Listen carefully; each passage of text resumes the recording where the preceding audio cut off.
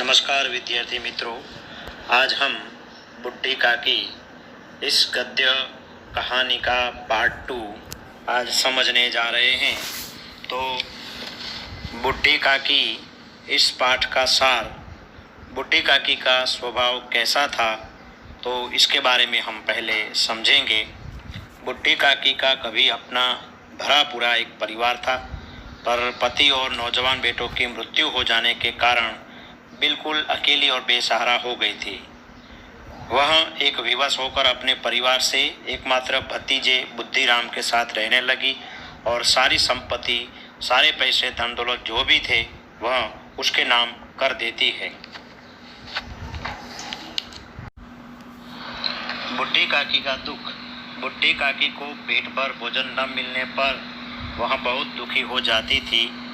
खाना समय पर न मिलता था या खाने की मात्रा कम होती तो वह गला फाड़ फाड़ कर रोने लगती और बच्चे उसके चिढ़ाने के लिए पानी और चुटकी काट कर भाग जाते थे। कभी कभी पानी की कुल्ली कर देते थे, पर उसके इस रोने पर उसकी कोई किसी का ध्यान नहीं जाता था। टॉपिक है सुखराम का तिलक। बुद्धिराम के बेटे सुखराम के तिलक का उत्सव था। इस अवसर पर पूड़ियाँ कचौड़ियाँ तली जा रही थी और मसालेदार सब्जी भी बन रही थी। इन सब की सुगंध बुड्ढी काकी को अपनी कोठरी में बेचैन कर रही थी। उन्हें लग रहा था कि मेहमानों ने भोजन कर लिया होगा और उनके लिए कोई भी भोजन लेकर नहीं आया। यह सोचकर वह खूब जोर से रोने लगी और मन मसोस कर रह गई। और शुभ अवसर पर रोना ये तो बुरी बात है। पाठ का सार आगे हम बढ़ते हुए उसका नया टॉपिक है बुड्ढी काकी कड़ा के पास।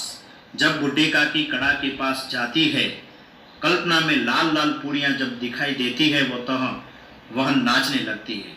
वे धीरे धीरे रेंगते हुए उस कड़ा के पास पहुँच जाती है जिसमें पूड़ियाँ निकाली जा रही थी, मगर तभी रूपा की नज़र उन पर पड़ती है और वह क्रोधित हो जाती है। वह तुरंत काकी पर झपट पड़ती है और उन्हें बुरी तरह फटकारती है। अब बुड्ढी काकी का पश्चाताप। बुड्ढी काकी जब सन्न हो जाती है और कुछ नहीं बोलती, वे रेंगती रेंगती अपनी कोठरी में चली जाती है। जब वे अपनी जल्दबाजी पर जो दुखी होती है, वे रूपा की झिड़की को उचित मानती है और अपने लिए वह अपने किए पर पछताती है। वे निश्चित करती है कि जब तक कोई उन्हें बुलाने नहीं आएगा वे बाहर नहीं निकलेंगी। लेकिन कुछ समय और बीता तो उन्हें उनसे रहा नहीं गया। वे फिर सिरकती हुई आंगन में जा पहुंचती है। वे देखती हैं कि मेहमान मंडली अभी भी भोजन की पांत पर जमी हुई है। मित्रों, यहाँ पर बुड्ढी काकी जो कहानी है उसका हम सार समझ रहे हैं। उसी तरह से आगे का टॉपिक लेकर आए हैं बुद्धिराम का क्रोध। जब वह हरकत बुड्ढी काकी करती है तो बुद्धिराम की बुद्धि वहाँ क्रोधित हो जाते हैं और बुड्ढी काकी को आया हुआ देखकर आग बबूला हो उठते हैं और वहाँ झपक कर वहाँ से बुड्ढी काकी के दोनों हाथ पकड़कर उन्हें घसीटते हुए एक अंधेरी कोठरी में पटक आते हैं। अब बुद्धिराम और उनकी पत्नी रूपा बुड्ढी काकी को दंड देने का निश्चय भी कर लेते हैं। जब बुड्ढी काकी को इस तरह से देखकर लाडली की चिंता बहुत सताती है। लाडली को बहुत चिंता होती है। आमंत्रित मेहमानों, घर वालों, बाजे वालों, धोबी सब लोग भोजन कर लेते हैं, लेकिन बुड्ढी काकी को भोजन करने के लिए किसी ने भी नहीं पूछा। लाडली इससे बहुत दुखी होती है। उसने अपने हिस्से की जो पूड़ियाँ थी, जो भोजन बचा हुआ था, वह खिलाने के लिए अपने पास सुरक्षित रख लेती है। वह उन्हें बुड्ढी काकी को देंगी, पर वह अपनी माँ के डर से उनके पास नहीं जा रही थी। उसके बाद का टॉपिक है लाडली और बुड्ढी काकी प्रेम है। बुड्ढी काकी इंतजार करते करते निराश हो गई थी। ग्लानि से उनका गला भर गया था, पर डर के मारे वे रो भी रही थी। जब सब सो गए थे तब लाडली बुड्ढी काकी के पास पहुंचकर उन्हें बुड्ढी काकी से कहा कि वहाँ अपने हिस्से की जो पूड़ियाँ है, जो बचा हुआ खाना है, वे खा ले। इतना सुनते ही बुड्ढी काकी पूड़ियों पर टूट पड़ती है और 5 मिनट में सारी पूड़ियाँ खा लेती है। वे लाडली से कहती है कि वह अपनी माँ से और पूड़ियाँ मांग कर लाए, पर माँ के मारने से उसके डर से लाडली इनकार कर देती है। आगे बढ़ते हैं इस कहानी में। पूड़ियों के झूठे टुकड़े जब बुड्ढी काकी से रहा नहीं जाता है, वे लाडली का हाथ पकड़कर वहां पहुंचती है जहां झूठे पतल पड़े थे। वे बैठ जाती है और उन पतलों से पूड़ियों के झूठे टुकड़े थे वहां खा लेती है। पतलों पर छूटे हुए अन्य व्यंजन उठा उठा कर बखनाते हुए खाने लगती है। जब यह दृश्य था तब हृदय कंपा देने वाला दृश्य था। तभी सभी सो रही रूपा यहाँ पर जाग जाती है, उसकी नींद खुल जाती है। वह लाडली को अपने पास नहीं पाती, वहाँ उठकर बाहर आती है और हृदय कंपा देने वाला दृश्य देखती है कि लाडली झूठे पतलों के पास खड़ी है और बुड्ढी काकी पतलों से पूड़ियों के झूठे टुकड़े चुन चुन कर खा रही है। यह हृदय विदारक एक दृश्य था। यह दृश्य देखकर रूपा सन्न रह जाती है। करुणा और भय से उसकी आंखें भर जाती है। उसे लगता है कि वह कितनी निर्दय है। वह मन ही मन में अपनी इस भूल को, इस गलती को देखकर वहाँ क्षमा मांगती है। इस तरह से कहानी के अंत में बुड्ढी काकी के लिए जो भोजन था, वहाँ भोजन लेकर रूपा आती है। रूपा दिया जलाती है और भंडार का दरवाजा खोलती है और एक थाली में सभी प्रकार के व्यंजन सजाती है।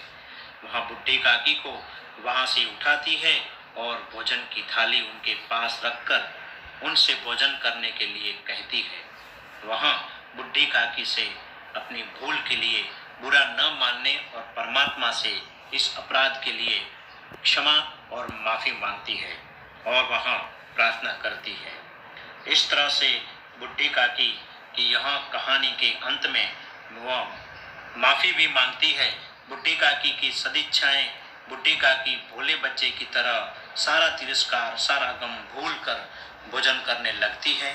उसके रोए रोए से रूपा के लिए सच्ची एक सदिच्छाएं निकल रही थी और उसमें क्या संदेश मिलता है वह हमने चर्चा की है। अब हम जो एग्ज़ाम में पूछे जाते हैं जो प्रश्न है, उस प्रश्न के हम प्रश्न को समझेंगे। तो पहला प्रश्न है, क्या देखकर रूपा को पश्चाताप हुआ और क्यों? तो प्रश्न का उत्तर हमें कैसे लिखना है, तो उस बात का हमें भी ख्याल होना चाहिए। ज़्यादातर जो बच्चे होते हैं, जो विद्यार्थी हैं, वो उस तरह से लिखते हैं, वो सीधी तरह से लिख देते हैं। नहीं, ऐसा नहीं होना चाहिए, बल्कि उसमें जो लेखक है, कहानी का लेखक का नाम और कहानी का नाम भी होना चाहिए। तो पहला प्रश्न, क्या देखकर रूपा को पश्चाताप हुआ, क्यों? उत्तर, मुंशी प्रेमचंद जी की कहानी बुड्ढी काकी। इस कहानी में रूपा के बड़े लड़के के तिलक में मेहमानों तथा अन्य लोगों की पूड़ियाँ, कचौड़ियाँ तथा मसालेदार सब्जियाँ परोसी गई थी। सब खा पीकर सो गए, पर बुड्ढी काकी को खाने के लिए किसी ने नहीं पूछा। रात को रूपा की नींद खुली तो उसने जो दृश्य देखा, उससे उसका हृदय सन्न रह गया। भूख से व्याकुल बुड्ढी काकी जूठे पतलों से चुन चुनकर पूड़ियों के टुकड़े खा रही थी। यह देखकर उसे अपनी भूल पर बहुत पश्चाताप हुआ। उसने सोचा कि जिसकी संपत्ति से उसे 200 रुपये वार्षिक आय होती है, उसके साथ उसने यह कैसा बर्ताव किया है। तो इस तरह से विद्यार्थी मित्रों, हमें जवाब लिखना चाहिए। पहले लेखक का नाम, उसके बाद जो कहानी है उस कहानी का भी नाम होना चाहिए। बाद में हम जो पाठ के कहानी होती है वहाँ जो प्रश्न पूछा जाता है उसका हम उत्तर लिख सकते हैं। उसके बाद का नेक्स्ट प्रश्न जो एग्ज़ाम में पूछा जा सकता है वैसा ही इम्पोर्टेंट प्रश्न, रूपा और बुद्धिमान ने बुढ़ी काकी के प्रति कब अमानुषी व्यवहार किया और क्यों? तो उसका उत्तर हम लिखते हैं, इस तरह से लिखना चाहिए।